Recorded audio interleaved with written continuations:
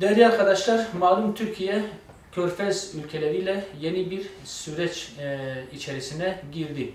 Türkiye son yıllarda ciddi sorunlar yaşadığı Mısır, Suudi Arabistan ve Birleşik Arap Emirlikleri ile ilişkileri tekrar başlatma ve ileri safhalara taşıma kararı aldı.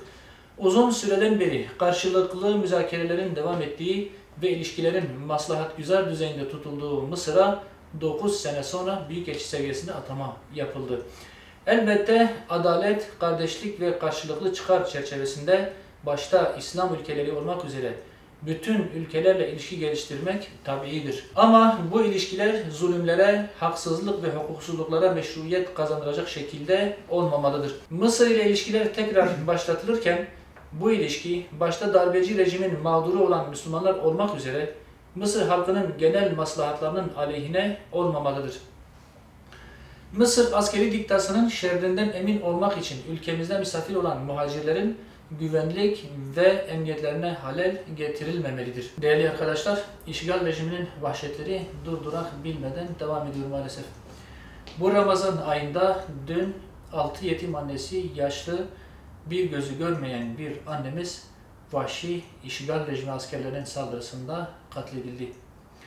Bu durum elbette ki İslam ümmetinin, İslam ülkelerinin bu tür vahşetlere sessiz kalmaları ve tepkisizliklerinden kaynaklanmaktadır. Bu Ramazan ayında İslam ümmetinin bu duyarsızlığı ile birlikte İsrail'in vahşetini kınıyoruz. İslam ülkeleri bu tür vahşetlere çok daha ciddi tepkiler göstererek caydırıcı bir tavır ortaya koyabilmelidir. Öte taraftan Siyonist işgal rejimi Batı Şeria'da yaşayan 12 ile 40 yaş arası Filistinli erkeklerin Ramazan ayında Cuma namazı için Mescid-i Aksa'ya girmesini engellemektedir.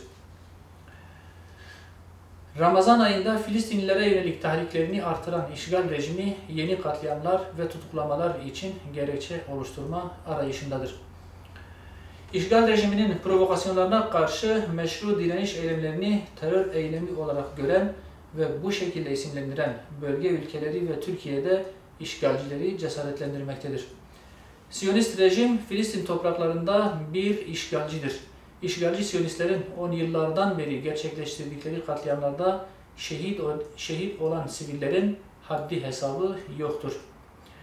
Müslüman halkı evlerinden, köylerinden ve şehirlerinden zorla çıkararak onların yerlerine Siyonist yerleşim yerleri kurmakta, dünyanın farklı bölgelerinden getirdikleri Siyonistleri buralara yerleştirmektedirler. Her millet gibi Filistinlilerin de işgale karşı kendilerini ve vatanlarını savunma hakkı vardır. Hiçbir kutsala ve değere saygısı olmayan ve pervasızca zulüm işleyen bu işgalcilere karşı başta bölge ülkeleri olmak üzere bütün dünya tepki göstermeli, adalet menfaate kurban edilmemelidir.